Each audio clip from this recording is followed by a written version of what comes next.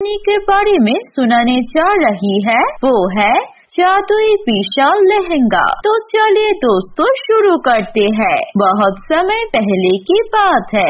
एक छोटे से गांव में जूही नाम की एक लड़की रहती थी। वो अपने माता पिता के साथ रहती थी। उसके पिता एक टैक्सी ड्राइवर थे। वो सारा दिन टैक्सी चला के जो पैसे कमाता था उसी से उन तीनों की घर चलता था। जूही बहुत अच्छी लड़की थी। वो पढ़ाई में भी हमेशा फर्स्ट आती थी। वो अपने माता पिता के भी ख्याल रखती थी। माँ, मेरी पढ़ाई खत्म हो गई है। क्या आपको कोई काम में मदद चाहिए? अगर आपको किसी काम के लिए मदद चाहिए तो मुझे बता देना, मैं आपकी मदद कर दूंगी। हाँ बेटा, मुझे थोड़ी सी मदद तो चाहिए। बाहर जाकर देखो, कपड़े सूख रही है, उन्हें ले आकर प्रेस कर दो।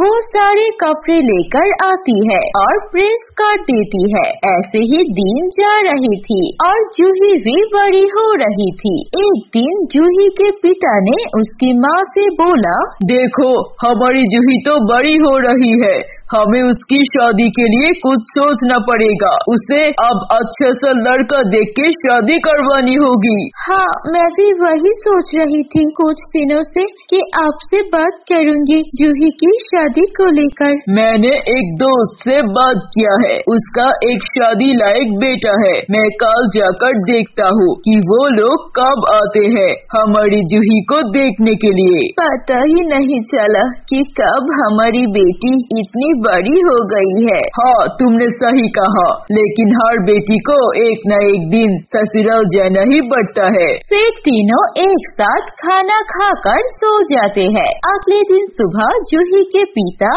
टैक्सी चला के लड़कों वाले के पास जाते हैं और बोलती है, देखिए, मैं आप दोनों से कहा था हमारी बेटी जूही के साथ आपके बेटे की शादी के बारे में। अगर आप आकर एक बार हमारी बेटी को देख लेते तो बहुत अच्छा होता। हम शादी के बाद आगे बढ़ा सकते हैं। हाँ, मुझे उन्होंने बताया था कि आप उनकी दोस्त हो और आपकी बेटी है। ठीक है, कोई बात नहीं, ये तो बहुत ही अच्छी बात है। हम लोग कल आएंगे और जूही बिटिया को देखकर जाएंगे। अगले दिन जूही को देखने के लिए लड़की वाले आते हैं। वो सब खाना खाते हैं। फिर लड़की को देखकर लड़की की माँ बोलती है, जूही बहुत ही प्यारी लड़की है, हमें बहुत ही ज्यादा पसंद आई है। हम उसे इसी महीने शादी करवा के घर लेना चाहते हैं, अगर आपको कोई ऐतराज ना हो तो।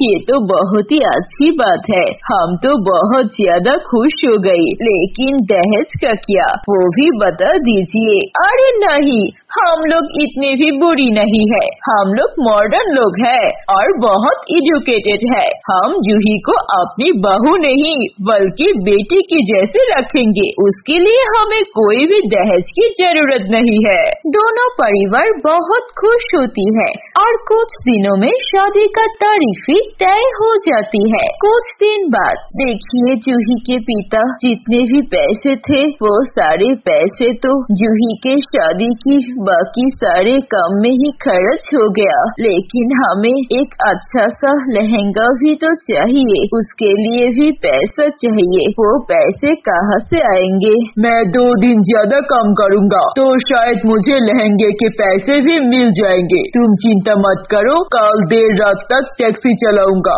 अगले दिन सुबह उठ के जब जूही के पिता काम पर जाने वाले होते हैं तभी वो सीढ़ी से गिर जाती है और उनके पैर में गहरी चोट लग जाती है। जूही जल्दी से डॉक्टर को बुला के लाती है। डॉक्टर उन्हें देख के बोलता है, देखिए, आपकी पैरों में बहुत ही जोर की चोट लगी है। आप कुछ दिन बिस्तर से मत उठिए और एकदम ही काम पर मत जाइए, नहीं तो आपके पैर की चोट ज्यादा हो सकती है। ऐसा कह के डॉक्टर दवाई दे के चला जाता है। ये क्या हो गया? अब काम पर नहीं जा सकेंगे। हम जूही के लिए लहंगा कहाँ से खरीद के लाएंगे? हमारे पास तो कोई पैसे भी नहीं है। तो क्या हुआ माँ? अगर पापा नहीं जा सकते? मुझे भी टैक्सी चलाना आता है। आज से कुछ दिन तक मैं ही टैक्सी चला लूंगी जब तक पापा ठीक नहीं हो जाते। हमें पैसे की सख्त जरूरत है और पापा की दवाई के लिए भी तो पैसे चाहिए। मैं ही कुछ दिन टैक्सी चला के पैसे लाऊंगी। जूही उसकी माँ और पापा को समझा के वो उस दिन से ही टैक्सी लेकर निकल जाती है। सारा दिन टैक्सी चलाकर शाम को घर आने वाले होती है, तभी उसे रास्ते में दिखती है एक बूढ़ी अम्मा जो मदद मांग रही थी। कोई मेरी मदद करो, मैं घर जाना चाहती हूँ, मेरे पास पैसे नहीं है। क्या हुआ अम्मा जी, आप इतनी रात को बाहर क्या कर रहे हो? कोई मदद चाहिए तो मुझे बताइए। हाँ, मुझे घर जाना है, लेकिन मेरे पास कोई पैसे नहीं है। क्या तुम मुझे घर पहुँचा दोगे? ठीक है, आप चलिए मेरे साथ, मैं आपको घर पहुँचा देती हूँ। ये कह के जूही उस बूढ़ी अम्मा को अपने टैक्सी में बिठा के ले चलता है और कुछ देर जाने के बाद उस बूढ़ी का घर आ जाता है तो वो बूढ़ी को वहाँ पर छोड़ देता है। जब वो बूढ़ी को टैक्सी से निकलता है तो वो देखती है कि वो बूढ़ी बिल्कुल ही एक खूबसूरत परी में बदल गई है। ये देखते जूही चौंक जाती है। घबराओ मत, मैं एक जादुई परी हूँ। मैं हर महीने पृथ्वी लोक पर आती हूँ और अच्छे लोगों की मदद करती हूँ। मैं बहुत लोगों से पूछा कि कोई मुझे बिना पैसे लिए घर पहुँचा सकते हैं क्या नहीं। किसी ने मेरी मदद नहीं की, लेकिन तुमने की। तुम्हारा दिल बहुत अच्छा है, इसीलिए मैं भी तुम्हारी मदद करना चाहती हूँ। मुझे पता है तुम्हें क्या परेशानी है। कुछ दिनों में तुम्हारी शादी है और तुम्हारे पास पहनने के लिए कोई लहंगा नहीं है। ये लो, ये है विशाल जादुई लहंगा। तुम इस लहंगे से जो भी मांगोगे तुम्हें वही मिल जाएगा। इतना कह के वो परी वहाँ से गायब हो जाती है।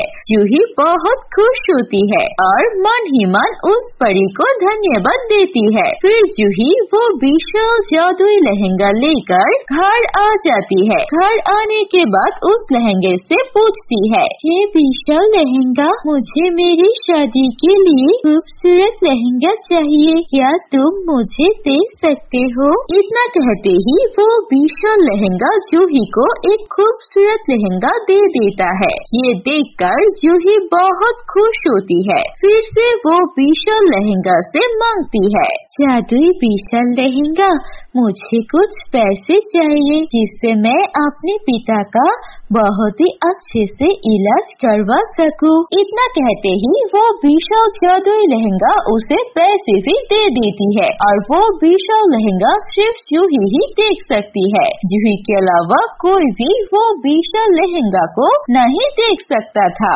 ऐसे ही जूही को जो भी चाहिए होता था वो विशाल लहंगा से मांग लेता था। कुछ दिनों में जूही के पिता की पैर भी ठीक हो जाते हैं और फिर शादी का दिन आ जाता है। तब से उस लहंगा की मदद से जूही को पैसे की कोई कमी नहीं होती है और बहुत ही धूमधाम से जूही के उस लड़के से शादी हो जाती है और फिर जूही अपने माता पिता और अपने पति के साथ उस विशाल लहंगा की मदद से खुशी खुशी रहने लगते हैं।